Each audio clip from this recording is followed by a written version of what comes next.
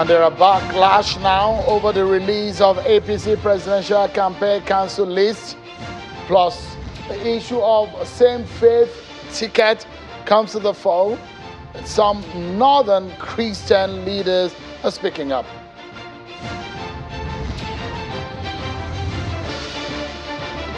And Afenifere goes all out today, insisting on supporting Peter Obi and Dr. Baba Ahmed for 2023 presidential race.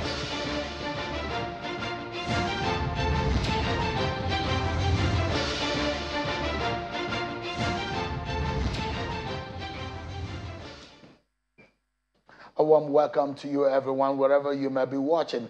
This is Politics Today, live on Channels Television. I'm Sean Kimbalé in Abuja. Let's get to it and tell you that in the PDP, there seems to be some inclusion and the thoughts to bring some leaders of the party into the fray as the campaign is about to kick off in another week. So the presidential candidate of the People's Democratic Party, Mr. Atiku Abubakar, has made key appointments of special advisors aimed at strengthening his presidential campaign team. The appointees are two former Senate presidents, Dr. Bukola Saraki, who will serve as special envoy to the presidential candidate, and Senator Pius Ayim, who will play the role of special advisor. Also, former governor of Kano State, Senator Ibrahim Shekarau, former governor of Osun State, Prince Olagunsoye Oyinlola, and Senator Heige Uzamere were announced as special advisors to the candidate. Former national chairman of the PDP, Prince Uche Secondus, was also appointed as technical advisor to the presidential candidate. The appointments are to take immediate effect. So much to talk about. So when you think this thing is dying down, there seems to be some people who think it is an issue to be discussed, and perhaps it is not going to go to bed anytime soon. And it's the issue of same-faith ticket. Well, it bothers some section of the north in Nigeria, and they are going to be talking about it tonight. Now, also, we'll be having a chieftain of the Labour Party. You saw what happened on the streets of Abuja. There seems to be a growing support for Peter Obi, and Afenifere is giving their support today, giving reasons for their support. We'll be hearing all of that, and the chieftain of the Labour Party will be speaking on this matter. But stay with us. I'd like to bring you up to speed with some of your political roundup stories.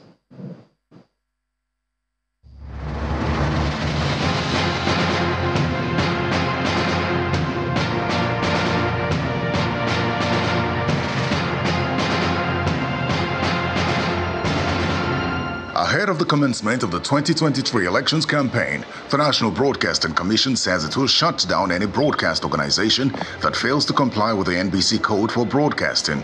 The Director General of the NBC, Mr. Balarabe Ilela, handed down the warning at the Sensitization Forum on Political Broadcasting in Abuja. The Osun State Election Petition Tribunal has adjourned sitting to Tuesday, the 4th of October, for proper commencement of pre-hearing on the Osun State governorship petition filed by Governor Gboyega Oyetola challenging Ademola Adeleke as the governor-elect. The adjournment followed the decision of the tribunal to grant the INEC, PDP and Adeleke 7 days to respond to the pre-hearing form served on them by the tribunal.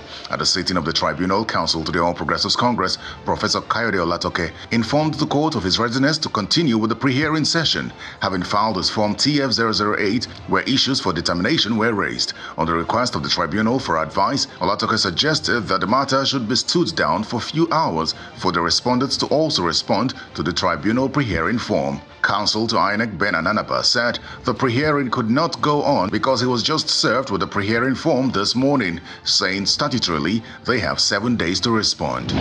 Cross River State Governor Professor Ben Ayade has promised to provide a conducive atmosphere for INEC in 2023 to ensure full participation of eligible voters and ensure a free and fair election process across the state. Governor Ayade stated this while playing host to the new Cross River State Resident Electoral Commissioner Cyril Omorigbe in his office in Calabar. We should please guarantee and provide you a peaceful atmosphere for the free conduct of election. On behalf of the good people of Cross River State, indeed, I hereby give you that commitment. National Publicity Secretary of the Labour Party, Abayomi Arabambi, has advised the All Progressives Congress to immediately withdraw all its candidates from the 2023 elections and save itself the embarrassment of repeated public falsehood that has become its main character in government.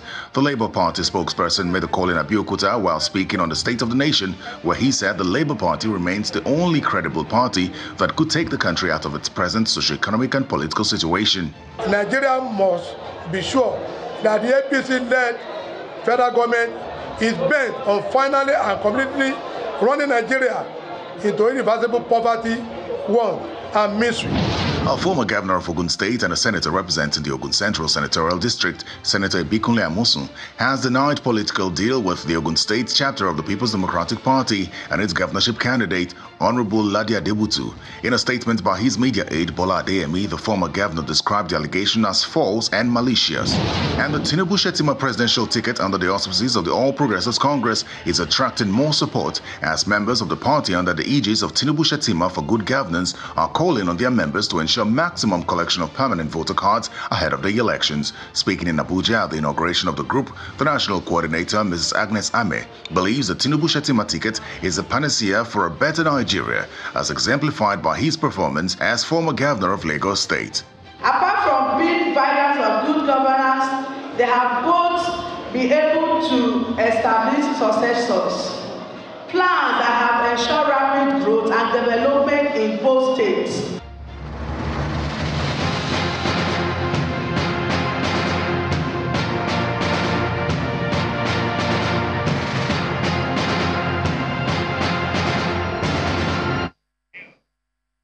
Thank you so much, everyone. Over the weekend, the All Progressives Congress Presidential Campaign Council released a 422-man list of party leaders and members as members of the council tasked with the duty to ensure Bola Tinubu, the presidential candidate, wins the 2023 election. Since the release of that list, there have been controversies over the constitution composition of the campaign councils. Some former ministers, serving governors, and some other heavyweights in the party did not feature. Those include Vice President Yemi Osinbajo, former Secretary to the Government of the Federation, Babache Lawa, former Speaker to the House of Representatives, Honorable Yakubu Dogara, former Minister of State for Education, Chukwuemeka Nwachiba, amongst others, including Senator Olorunmbe Mamora. The likes of Yakubu Dogara and Babache Lawa are fiercely registered the opposition to Tinubu's choice of a Muslim like himself as running mate. Tinubu, a former governor of Lagos State, had announced a former governor of Borno State, Kashim Shettima, as his running mate. A development that has stirred controversy with stiff opposition from some APC chieftains like Dogara and Babache Lawa, as well as Christian Association of Nigeria. The APC Christian Forum had vehemently opposed the ticket based on same faith, and the recently released list has also sparked some more issues. Well, some Christians in the North are also speaking up about this matter, and at a point in time when one thing that all of these are about no issue any longer, as the nation is preparing for the commencement of the 2023 presidential campaign. Tonight, I'm being joined by a leader of the Middle Belt Forum and a member of the Northern Christians Against Same-Faith ticket, a retired military officer and a former Chief of Defense Intelligence, Air Vice Marshal Monday Morgan, joins us live in our Abuja studio. Thank you so much, AVM, for joining us tonight. Thank you for having me, sure. Appreciate it. It so much looks like some of you and your friends are very aggrieved to the point that you even formed a group of Northern Christian Against Same-Faith ticket. Yeah. When we wonder, in this age and time, what calls for such? Yes, Sean, we should realize that in the last decade, religion became an important issue in the power-sharing equation in Nigeria. Originally, the Christians have a very simple way of looking at political leadership. So when elections years come, they do not have anything in their kitty as a bargaining chip for who leads them. And that is the simplicity of the Christian religion. But in the last 8 years or so, Nigerians have been confronted with the sensitivity of Christianity or Islam. So we believe that as a country that has two religions pari passu, we should have equal sharing in the Commonwealth. So when the issue of Muslim ticket emerged in APC, some of us raised the flag, especially when our leader in the APC, which I'm not part of. You're not a member of the APC? I'm not a part of APC. But you are concerned about what is happening? I'm concerned because I'm a serious Northern Christian elite. You know what they call that in law? What is it? Medusum interloper. No. When you put your mouth in the business that is perceived as not yours, you're being perceived as medusum interloper. Anything that... Is that what you are in this case? No. I'm an interested party because the politics of this country affects both the Christians and the Muslims.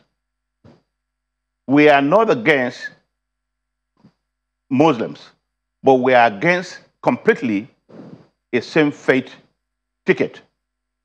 I will kick against a Christian ticket. So also, I will vehemently oppose a Muslim ticket. So when we came together, we saw what was happening in APC. Our group also joined the clarion call to condemn it in its entirety. And here we are pursuing that singular cause to defeat a same faith ticket. In this process, we are talking with the Christian Association of Nigeria in the Northern region. The Middle Belt Forum is talking to the Christian leaders, because if Christianity is not protected, especially as it relates to the sharing of Commonwealth, then we will have a problem. Do you think that Christianity is not protected? Over the years, if you look at it, Sean, what we have seen in the last few years is that political offices are shared in line with religious beliefs.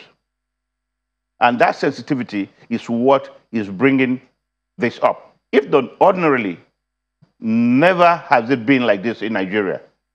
Nobody could have cared if there were liberal Muslims that emerged. But we are very suspicious that if we allow this to go, then any other thing will continue. You're one of those, I mean, I've interviewed you, and it seems to have a marginalized,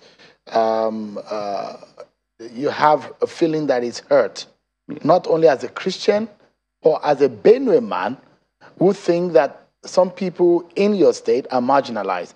As a Middle Belt man who thinks that some members, some Middle Belt persons in Nigeria are marginalized. You have consistently spoken up about issues of marginalization. This time around, you're speaking about marginalized faith in this country. So the question is, those who believe that since 1999, you've had an Olusegun Obasanjo, yes, and afterwards you had Goodluck Jonathan as president. Yes. Afterwards you had a vice president, Yemi Osinbajo, a pastor, a Christian. Yes. You've had Babachi Lawal, an SGF, a Christian. You've had, you are currently having Boss Mustafa, a Christian, who is also from the northeastern region of the country. Yeah. So the question is, what more do you think that the system has done to marginalize Christians? Excuse me, Sean. Let's be realistic in the entire arrangement. If you look at what has happened in the days of General Obasanjo when he became a civilian president,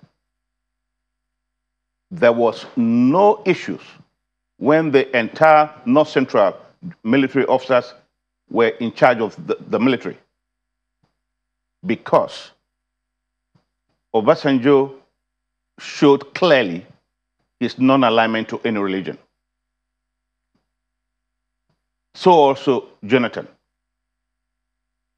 The present administration, President Muhammad Buhari, is an ex-military general, and he understands the danger of allowing people to point at a lump sum appointment. That happened here. It is not his fault, because the Mendas did not give him accurate advice. And so, sorry, no, yeah. You're saying the leadership of the military in the country is lopsided. I'm not saying that now. So what exactly are you saying? The corrections are taking place already, but we are afraid that the military institution, which is the last hope of this country, should never, such things shouldn't go into it. But in other departments in Nigeria today, you could understand the lopsidedness of political appointments against certain faiths. Now, why should, because the issue of religion and ethnicity has been used as a weapon and as a tool by the political class in this country to divide the people of this country for the past few years. Why do you think it should be an issue in a crucial election such as the 2023 election? Because if we leave it to permeate, it will divide us the more. We cannot allow it. If the other political parties are sensitive to it, PDP is sensitive to it, NMPP is sensitive to it, AA is sensitive to it, the Labour Party is sensitive to it. Why should the ruling party not be sensitive to it? So you are more concerned about the APC? We are concerned about a party that does not consent, because there is a likelihood. What if they win? So right now, we are trying to organize ourselves as a power bloc to ensure that we defeat the same faith ticket. Okay, so the question is, the party will say, why don't you wait and go and exercise that at the vote? Why are you raising the dust now? Because it will be too late. Nobody knows tomorrow. It is only God that knows tomorrow. The man is a workman. The Bible says we should not sleep, we should work. We cannot continue to become lackadaisical about the future of ourselves and our children. We must ensure that such tendencies are checked. Do you see, you mentioned specifically the APC now, so your target and your agenda is very clear, that every other political party, out of the 15 or so, it's only the APC that had ignored what you have raised, the issue of same-faith ticket, which some people had said, it shouldn't be an issue in this election. But as it stands right now, you look at it and you see that perhaps you think that the Christians are marginalized. But the party and some leaders of the APC are saying, trust us, our candidates are not bigots.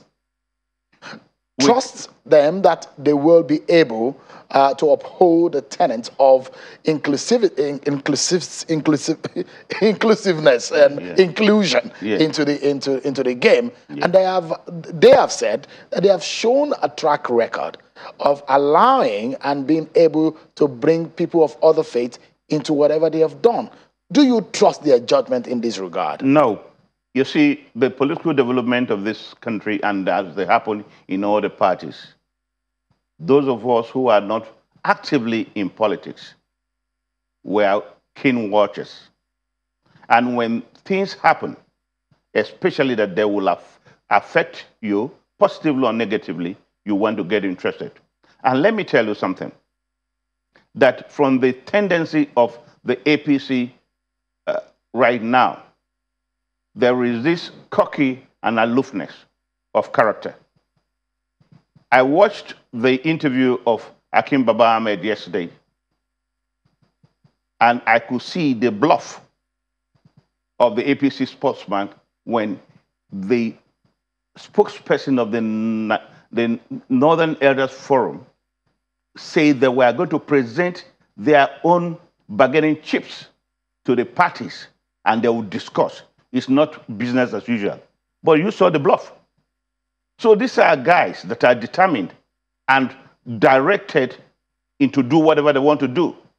When the leadership in APC, Babachi and Dugara, talked to their party earlier on to be cautious and pre-warned all of them.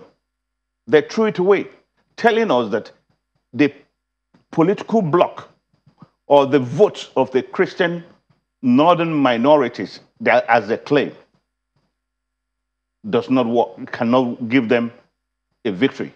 Afro, Kiamo said clearly yesterday that no bloc is important to an election, that they should go on the street and they'll come their votes. So we are waiting. We are negotiating. We are making overtures to all the other political parties.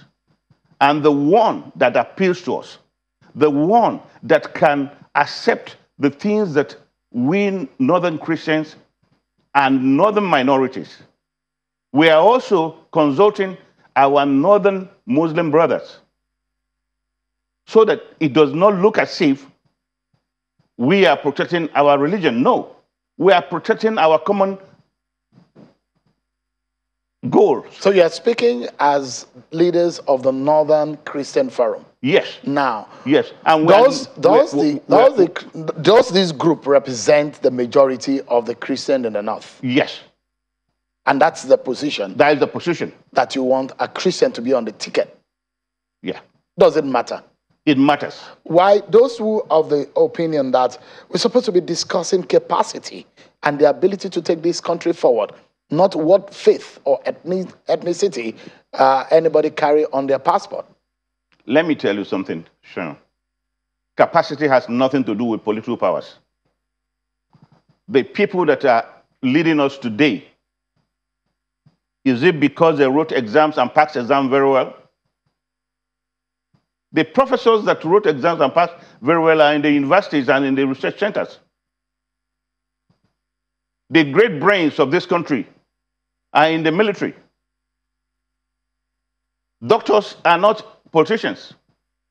Engineers, majority of the engineers that are in charge of our infrastructures are not. So this is a kind of warning, or is it a clarion call? Are you able to say, oh, we might want to sit on the table with the APC, and because this is targeted at them, isn't it? And perhaps sit at the table with them and begin that since you did not have a Christian on your ticket, maybe there is still a room for Christians on your campaign, on your team. The time is gone. You foreclosed it. Yeah, we foreclosed it because all of the things, all the permutations have been completed. We want to deal with those that think democratically that a block vote is important. Does the Northern Christian vote, how can you calculate it? Do you have statistics? Do you have data to back your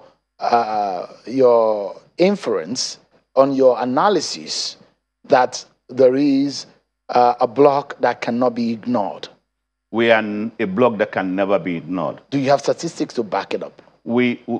I don't have the statistics right now, yeah, but you know it. You are a media man. You know definitely that the sensitivity on religious line has been raised to very high level. So is it true that Christians are minority in the North? No, Christians are not minorities. In terms of numbers? No, Christians are not minorities. If I can give you an average, for example, please go ahead. In Adamawa State, Christians are not below 80%. In Taraba State, Christians are not below 75%. In Plateau State, Christians are not below 85%. In Benue State, Christians are not below 90%. What about Kwara, Kogi? In Kogi, we can split 50-50. In Kwara, we can say Muslim 60, Christians 40. So is that in a Borno block? State? Yeah? In Borno State? In Borno State, you can say 60-40. In Kano State? I cannot give you an what about Kaduna? In Kaduna, you can talk about 40-60. What about Sokoto? I don't have a figure. I'm taking you through these. Yes. So what I'm trying to tell you is can do an assessment yes, of in the whole of your strength. Yes. And in the whole of the North Central, in the Northwest, you cannot pull us by the side. So you think that all of this population within the northern region yes. are of the same faith, they are Christians, are going to vote as a bloc? Very clear. How are you able to achieve this? Because we have very serious leadership that is leading this fight. Now, for those who are of the opinion that this agitation stemmed from the expectations of a few within the APC who think that they were going to get the running mate ticket but couldn't get it, how would you react to that? It's a wrong perception. I have known Babache for a long time. I respect his character. And he is a very close person to the president. The president knows him very well. I've known Yakubu Dogara, and he's a man of integrity. We don't stand beside and just jump into a boat. When honorable men lead us, we understand where they're leading us to. Do you have sympathies aside these men that you've mentioned are inside the APC? I'm not a politician. No, but you know your members. Yeah. Eh? You know your members. You say you're not a member of the APC. Yes. But you have mentioned two people yes. who you say are leaders of the Northern Christian Forum. Yes. So I'm asking if you also have sympathy from members of the APC, within the APC rank right now. Yes, that are against the Muslim ticket. Openly or quietly? Openly. Who are those? You wait until we have a summit with our Muslim brothers in a short while. So you said that capacity is an issue, but it shouldn't be a major issue. It's not, because it's not the constitution for politics. People who didn't go to primary school can become president in this country now. No, the minimum requirement is a school living certificate. No, but if you don't go to primary school and you have a degree in the university, you are qualified. Interesting. Yeah. So it doesn't matter if anybody has the capacity to take people out of poverty. It doesn't matter if the person has the capacity to secure the nation. The politics of Nigeria today, regrettably, is monetized. And these are the things that all of us, men of good character, must fight against. Do you think the game will be the same in 2023? It will not. Everybody has become sensible. What do you think will be the game changer, the icebreaker? When young people take the decision that this country belongs to us and that we cannot allow this to continue, using their PVC as a weapon. All right, then. Air Vice Marshal Monday Morgan, thank you indeed for talking to us tonight. Air Vice Marshal Morgan is a leader of the Middle Belt Forum and a member of the Northern Christians Against Same-Faith Ticket, a retired military officer and a former chief of Defense Intelligence. Thank you so much indeed. Thank you very much. I hope you will not say that same faith it's a security matter, but no, because it's a security matter. So yeah. Thank you so much. Thank you very much. Thank you. We'll take a break, everyone, and when we return, Professor Pat Utomi will be joining me as we take a look at the stands of Afenifere and the recent road shows and rallies by supporters of the Peter Obi-Datti presidential bid. So with us, everyone. We'll be right back. Thank you so much, everyone, for joining us. Welcome back to the program. The rave about the candidate of the Labour Party, Peter Obi, is growing as we see more streets and road shows in major cities of the country. The campaigns have now started, but we don't know whether they're campaigning or not, but they've been on the street. But the support for the Obi-Datti ticket got another boost today when Pan-Yoruba socio-political organization Afenifere restated their support for the presidential ambition of Labour Party's Peter Obi, saying it won't compromise its cherished principles of justice, equity, and inclusiveness. Afenifere leader Pa Ayo Adebanjo said these at a press conference held in Lagos today. Pa Adebanjo said to keep Nigeria one in 2023, every Nigeria should be Obi-Datti compliant. Obi is running for Aso Rock's top job alongside Datti Baba Ahmed. Those are the words of Chief Ayo Adebanjo. Take a listen to him. The Igbo people of the Southeast have never tasted presidency in Nigeria. And now the power is due back in the South. Equity demands that it be ceded to the Igbo. We cannot continue to demand that the Igbo people remain in Nigeria while we at the same time continue to brutally marginalize and exclude them from the power dynamic. Peter Obi is the person of Igbo extraction that the Afenifere has decided to support and to back.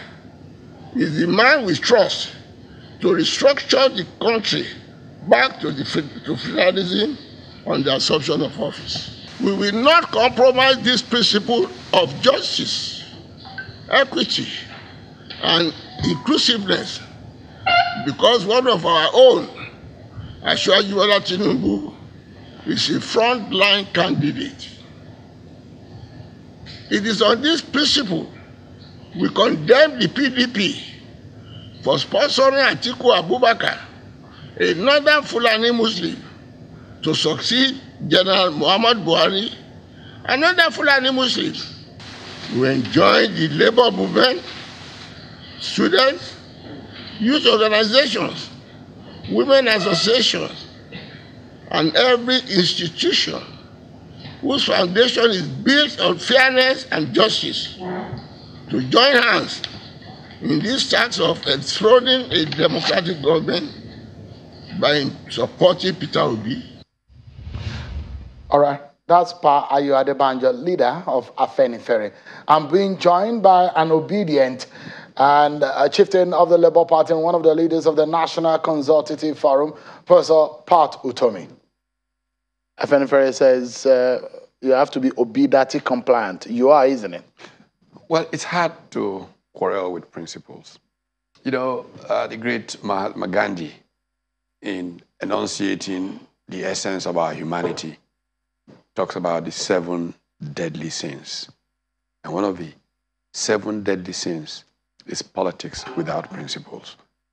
Afenifere has established over a long period of time a commitment to being principle-centered. It's hard to begin to quarrel with that today. If anything, actually, the challenge of politics in Nigeria is that there's been a significant dose of politics without principles. So I think that all you can do is admire and show respect for leadership of the nature that's principle-centered. That's what Afenifere is basing their arguments to support Peter Obi on ethnic issues, that it is the turn of the southeastern region of the country. That is the argument. That region of the country has not had a shot, and that's where they believe that it should go to them. That's the principle that they have chosen to pursue. Should it be the basis for electing who leads the country? It can be if a polity sees the need for inclusion. Look, Switzerland, as sophisticated as, has that principle. They rotate between the cantons, this leadership. And they've been around as a democracy for such a long time. Is it a law in Switzerland? Yes, it is. But it's not a law here in Nigeria. Whether it is a law, laws are things that grow out of habits, conventions, and stuff. So British don't have a constitution, a written constitution. Not sticking to it? Oh, but it shows something about character. If today it goes your way, you say this is principle, and tomorrow you want to flout it, and you say, well, it is not. Character is like smoke. It will always out. And character is what you do when no one is looking. So you can look at how people have conducted themselves, and you can see those who are principled, and you can see those who use principles as excuses. Let me ask you, and let's gauge the support that the Obi-Datti or the Labour Party movement is getting today. For example, the Afenifere leaders, or the Afenifere as a group, how much of vote command do they have? How do you count votes? They constitute a moral authority. You know, one of the best writings on leadership, by the way, by the great James McGregor Barnes, the ultimate book, Leadership, talks about moral authority as the essence. And it talks about the intellectual as a leader, for example, and it talks about moral authority. Afenifere has moral authority. And when you combine that moral authority with the fact that they've been able to build a very clear alliance with Pandev, with the Middle Belt, and together they have been speaking on this matter along with Ohaneze Ndibu. You will see that there is a certain body of opinion in Nigeria. These are major stakeholders who say this is what is principled, this is what is right. It seems to be some kind of a Milocom principle too. Well, I don't know what you say. Yesterday it was okay in Milocom when it was Jonathan. And, oh, a Milocom, you know, it was okay. But if it's a Milocom this way, I mean, if there's any Milocom that is wrong, it is the Milocom of a Milocom. Because Kokon. That's your friend, Bola Tinubu. Yes. How do you think that is not his turn? Why is this his turn? What about the other people in Nigeria? Both of you have worked together to... We will work together any day if it is for the good of the people. But you don't think his ambition this time around is for the good of Nigerians? I don't think so. What do you think? First of all, I'm very honest with you. Okay. I mean, I'm not a secret. I would not be seeking public office at this age. And if you see, I told my children, if after my 70th birthday, I'm running around and this thing, here's a paper. Tell the people that, look, our father has a retrogressive distance. We want to confine him. Certain things are good for certain times. Just a personal principle. I'm not saying it has to apply to everybody.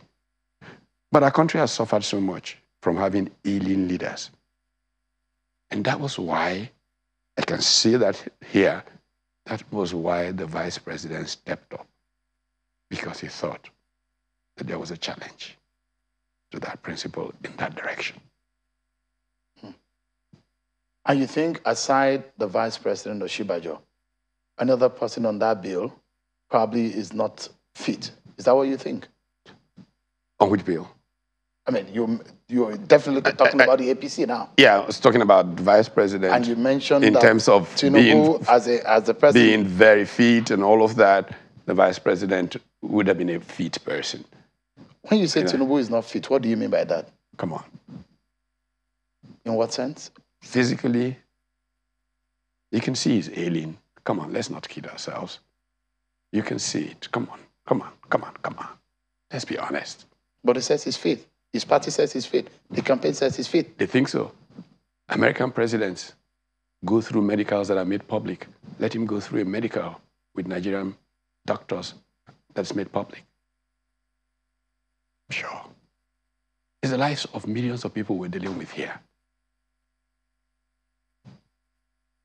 Okay? For Peter Obi and the support base, what gives you the confidence that this time around, Peter Obi can be an elected president of Nigeria? Does he have the requisite support that can win him a presidential seat in this country? First of all, you miss a trend going on worldwide. Okay? And let me tell you about that trend. Italy has just voted a far-right prime minister. Why? Italians are fed up. Zambia. For the first time since the World War II. Absolutely. Zambia showed the fed-upness of the people when they elected their current president. Kenya showed that they were tired of the existing order. I think politicians should learn something, that the people have had enough of politics that does not work for them. The people in Nigeria are really angry. And if politicians misread it, if they try to divide Nigerians, as many of them are trying to do, you know, they will pay the price down the line. I have on this show in the past referred to Robert Kaplan's Coming Anarchy. The truth about the matter is that the youth of Nigeria, I was watching something on pensions just today, and how there's so much withdrawal from the pension scheme in Nigeria, and what's the cause? Nigerians are leaving the country, and as they're leaving, they're withdrawing from the pension scheme. So there's such a momentum of Nigerians exiting Nigeria that a politician that thinks it doesn't matter that the people are fed up with the political order, that people don't see a future in Nigeria, is not a patriot. It's not a patriot. You've referenced a moral and some institutional support base for Peter Obi, but I asked the question of what is required for a president to be elected into office beyond the moral and some of the institutional support that he's getting. So, for example, Afenifere is I mean, membership of Afenifere may not even be more than 100. And so, and I don't know how much of votes Afenifere commands.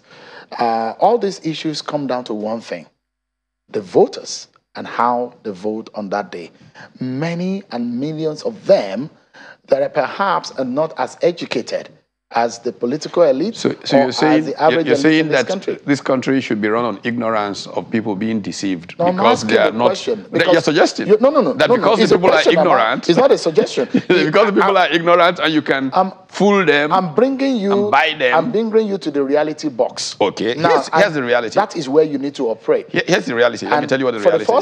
For the first time, Prof, I will borrow you some consultancy and advisory based on when I say you, not you as a professor. And I will pay. I'll pay you in lira. I'll pay you in lira. Because you are Obi-Datti compliant and you are of the obedient movement. Those who have argued that beyond the social media, beyond the moral enclave, that the obedient need to move into the realistic realm of the people that vote. And guess what? I cover elections every day. Yeah. Every time. Yeah.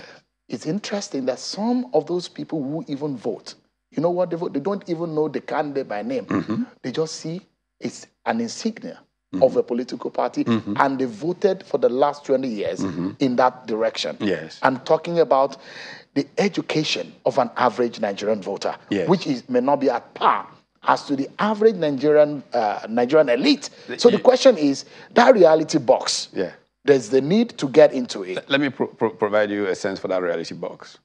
that reality box says the median age in Nigeria is 18. Okay? It means that a huge majority of the Nigerian people are young. Those young Nigerians, even the most illiterate, are very social media compliant in the village.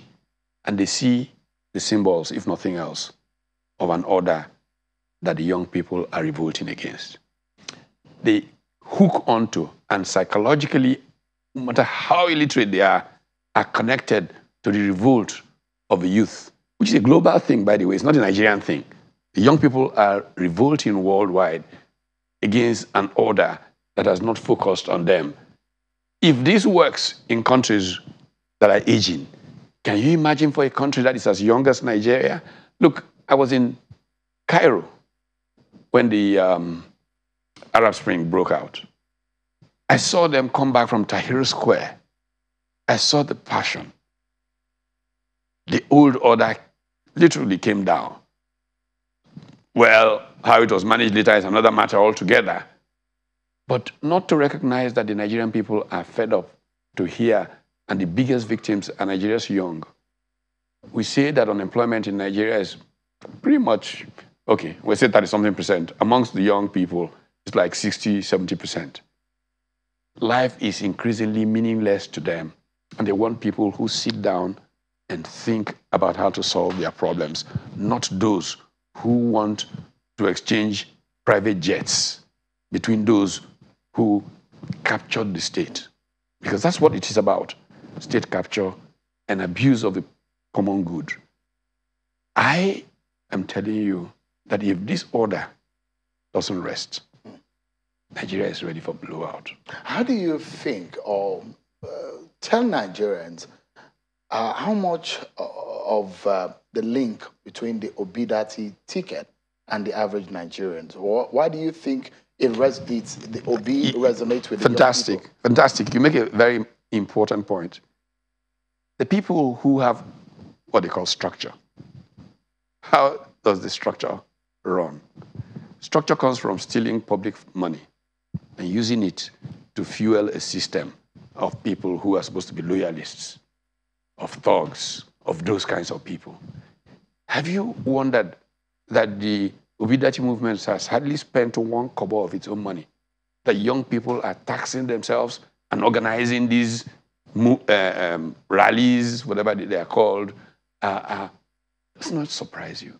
Is that not a new and disrupting introduction to public life in Nigeria? And it's good for Nigeria. We've talked about citizenship for a long time, and suddenly Nigerians are becoming citizens, and we're wondering, where did this come from? So, Prof, this rally, for example, these people on the screen right there, are they self-organized? You're saying the Labour Party was not behind this? Labour Party? Excuse me? Behind this? Funded? You know the Labour Party. How much watchers do you think they have to be organizing rallies of this nature in the Nigeria of today? No, I'm just being inquisitive. It's organic. So okay. These are organic. So these are just people, average people? Average people. They are necessarily not members of your party? They may not be. Some may be, some may not be. But it is Nigerian people saying, we are fed up. We want something different. We want a government that cares. We want a government for the people, by the people, of the people. We don't want a government of politicians, for politicians, by politicians, which is what we have tended to have as politics in Nigeria. And it's not sustainable. So even if they get away and forge the process, and so, I mean, it's not sustainable. We're speaking about anybody who wants to lead this country has to show some level of track record. I'm very certain that if you say, if I want to learn political economics, and I hear that Patutomi is going to be my teacher, I'll be very glad because I know you're an expert. Track record, what you have done in the past, you've earned it. What track record would you say Peter Obi has earned so much that is the best man for the job? First of all, a couple of things. You don't say to a man who ran a very successful business, became the chairman of the board of a bank, which he was a significant shareholder of in his 30s. that he doesn't have a track record. He's proved himself in enterprise. You don't say to a man who took a state that was literally hobbled. Look, there was one governor of Anambra before Peter Obi, who I personally got the UNIDO country director to put together a team, because part of my work around institutions and economic performance dealt with clusters and stuff like that. And I pressured my friend who was the UNIDO country manager, became Director General of UNIDO, to get a team, World Bank, go to Anambra. Look, Newi, Onitsha are classic clusters, how they can model and build. They got there to see the governor. I don't know what the governor was doing. They waited for like 6 hours and just got up and walked away. That state was hobbled. They couldn't pay salaries for, schools closed down, pensions, everything. Yeah. And Peter Obi made it work. I watched this man, and and I've known him for years. And he would call me up and say, look at the challenges here, look at what we're doing. And I would say, well, I think it's a fine way to go about it. And this man goes there, education system totally hobbled.